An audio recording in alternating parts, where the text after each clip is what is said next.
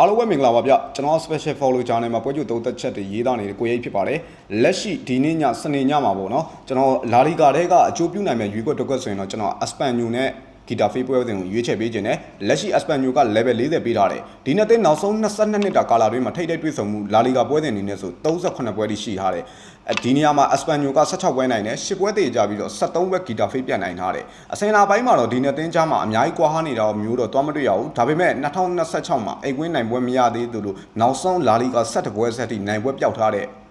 Espanyol နဲ့ဒီလိုပွဲတင်မျိုးကတော့နိုင်ပွဲပြန်ရှာဖို့တင့်ပြီလို့ကျွန်တော်ထင်တယ်။နောက်ဆုံးဒီလာလီဂါမှာကစားခဲ့တဲ့2026မှာကစားခဲ့တဲ့ပွဲစဉ်17ပွဲမှာပြန်ကြည့်မယ်ဆိုသူ့အနေနဲ့ကြေးရအောင်ခဲ့တာတပွဲပဲရှိတယ်။အဲ့ဒါက Elche နဲ့ Elche 0.25ပေးတဲ့အချိန်မှာသူအောက်ဈေးတန်းမှာတူတူဆိုတဲ့ရက်လက်မျိုးနဲ့ပြအစွန်းမဲ့အောင်ခဲ့တယ်။ဆိုတော့ Espanyol အတွက်နိုင်ပွဲရဖို့ထိုက်တန်နေတဲ့ပွဲတင်တော့ဆိုရင်တော့ဒီလိုပွဲတင်မျိုးကနိုင်ပွဲရဖို့ထိုက်တန်နေပြီလို့ကျွန်တော်ထင်တယ်။ဒီပွဲပြီးရင်နောက်လာမဲ့3ပွဲစလုံးကပြန်ကြည့်မယ်ဆိုရင်ဘတ်တစ်ဘာစီလိုနာဖလက်ကာနိုဒီအသင်းအနေနဲ့အဝေးကွင်းပွဲတွေပဲကစားမှာဆိုတော့ဒီသူ့အတွက်အနေနဲ့ပြန်ကြည့်မယ်ဆိုရင်တော့ဒီ3လပိုင်းမှာနောက်ဆုံးအိမ်ကွင်းပွဲတင်ဖြစ်တယ်။ကျန်တဲ့ပွဲတင်တွေက4လပိုင်းမှာအဝေးကွင်း3ပွဲဆက်တီကစားရမှာဆိုတော့ Espanyol အနေနဲ့ဒီလိုပွဲတင်မျိုးမှာအမှတ်ရှာဖို့တင်နေပြီ။တစ်ဖက်ကဂီတာဖေးကိုပြန်ကြည့်ပြန်တော့ဂီတာဖေးကလာလီဂါအဝေးကွင်းပိုင်းအနေနဲ့ကျွန်တော်တဦးတဲ့အမြင်အရဆိုရင်တော့တိတ်တော့မကြိုက်ဘူးဗျ။ရာသီအစာပိုင်းမှာစီဗီလာဆယ်ရာဘီကိုအဝေးကွင်း2ပွဲဆက်နိုင်ပြီးတော့2-9စီရခဲ့ပေမဲ့ကျွန်တော်30ရက်နေ့8လပိုင်း2025 Valencia ကို3စီးနဲ့ရှုံးခဲ့တဲ့ပွဲတင်ကပြန်ကြည့်မယ်ဆိုရင်အဲ့ဒီပွဲတင်နောက်ပိုင်းနေမှာသူနောက်ဆုံးအဝေးကွင်း9ပွဲသက်မရှုံးခဲ့တာကနောက်ဆုံးအဝေးကွင်း9ပွဲမှာတပွဲပဲရှုံးခဲ့တာကံကောင်းတဲ့အချက်လက်လို့ပြောလို့ရတယ်ဒါပေမဲ့သူ့အနေနဲ့အဝေးကွင်းအဲ့ကျွန်တော်ပြောတဲ့ခုနကတော့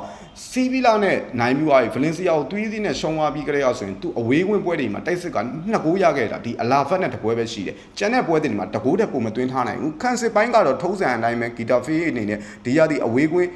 ပွဲတင်နေမှာဆိုရင်၄ပွဲပဲခံစစ်ကဂိုးမပေးခဲ့ရတယ်။ကျန်တဲ့ပွဲတင်မှန်သမျှအားလုံးဂိုးပေးနေရတဲ့အချက်လက်ကတော့တိတ်မကြိုက်ဘူးဗျ။ပြီးတော့အစင်လာပိုင်းမှာနောက်တစ်ချက်ပြန်ကြည့်မယ်ဆိုရင် Espanyol အိတ်ကွင်းရောက်တိုင်းမှာဂီတာဖေးကရုန်းကန်ရတဲ့အသင်းမျိုးတွေမှာပါတယ်။ Espanyol အိတ်ကွင်းမှာဂီတာဖေးလာကစားခဲ့တဲ့2005နောက်ပိုင်းကပြန်ကြည့်မယ်ဆိုရင် Espanyol အနေနဲ့10ပွဲနိုင်တယ်3ပွဲတည်ကြပြီးတော့5ပွဲပဲဂီတာဖေးပြန်နိုင်ခဲ့တယ်။ဒီနေရာမှာပြန်ကြည့်မယ်ဆိုရင်2014နောက်ဆုံး12နှစ်တာကာလတွင်းမှာပြန်ကြည့်မယ်ဆိုရင် Espanyol အိတ်ကွင်းရောက်တိုင်းမှာဂီတာဖေးကတော်တော်လေးရုန်းကန်ရတဲ့အသင်းမျိုးဗျ။အဲ2014ရာစပြီးတော့ Espanyol အနေနဲ့ဂီတာဖေးကိုလက်ခံကစားခဲ့တဲ့ပွဲစဉ်တွေမှာဆိုရင်နောက်ဆုံး10ပွဲဆက်ရှိတယ်အဲ့ဒီ10ပွဲမှာ10ပွဲစလုံးဂိုးသွင်းထားနိုင်ပြီးတော့10ပွဲစလုံးရှုံးဝဲမရှိတာဘူးတေကြခဲ့တာတော့2ပွဲပဲရှိတယ်ဒီနေရာမှာပြန်ကြည့်မယ်ဆိုရင်အဲ့တေကြခဲ့တဲ့2ပွဲစလုံးကလည်း2ဂိုးပဲပေးခဲ့ရတာ